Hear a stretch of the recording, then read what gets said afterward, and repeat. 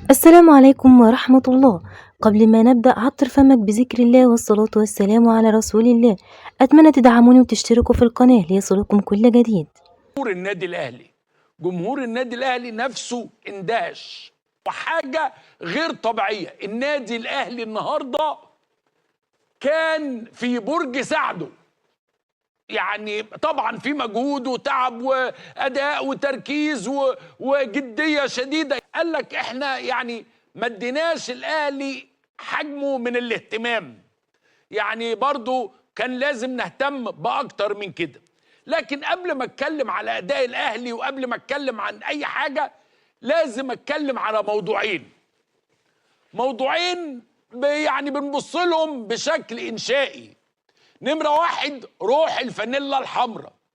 في زي ما بقول لحضراتكم دايما كده تعبيرات انشائيه مجازيه تنحت في يعني دولاب بطولات النادي الاهلي، ولكن النهارده عايز تعرف روح الفانيلا الحمراء، اتفرج على ماتش النهارده. جمهور النادي الاهلي شاطر جدا في نحت العبارات التاريخيه. يعني مثلا هم اللي طلعوا ايه؟ روح الفانيلا الحمراء.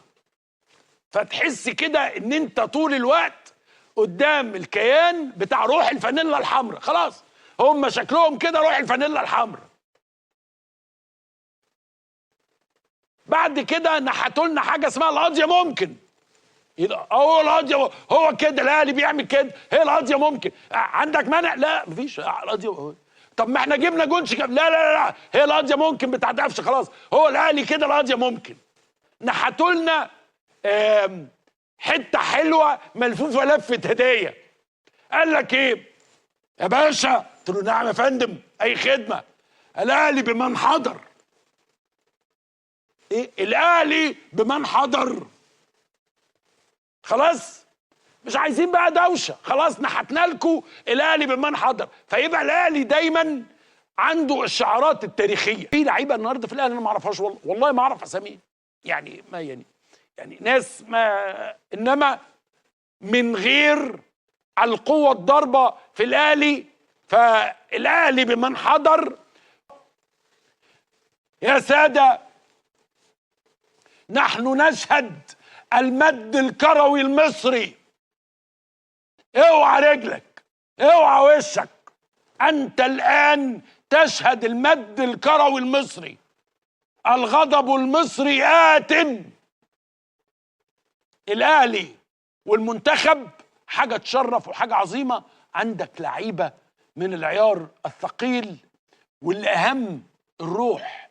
الروح، الحضن، البوس، بلوبيف، الحاجات بقى، الكلام الحلو بتاعنا. ونستنى شريف الحريف اللي بياكل بلوبيف والحاجات دي كلها اللي بعد كده ان شاء الله في هذه البطوله. ولكن فعلا روح الفانيلا الحمراء، القضيه ممكن، الاهلي بمن حضر، كل الاشياء العظيمه اللي موجوده في دولاب البطولات بتاعه النادي الاهلي. وتلقى كده ناس قيمه من المحترمين زي كابتن نبيل الحلفاوي يروح كاتب لك كده تراك، تلقى التايم لاين كله احمراوي والاهلي بمن حضر.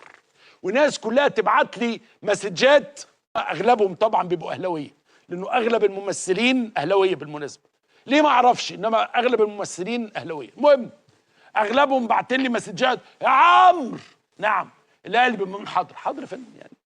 ما احنا عادي هنعمل ايه غير كده؟ انه الاهلي بمن حضر والدقيقه 90 وروح الفانيلا الحمراء والقضيه ممكن. خلينا كلنا نتشائم، يعني كلنا نشعر بالتشاؤم في بدايه الموسم، انه الرباعيه يا اهلي والخماسيه يا اهلي والسداسيه يا اهلي، كل الحاجات دي تحسسك ان احتمال كبير الاهلي السنه دي مع نهضه الزمالك لا يحقق نفس الاشياء. بس انا حزين، بس انا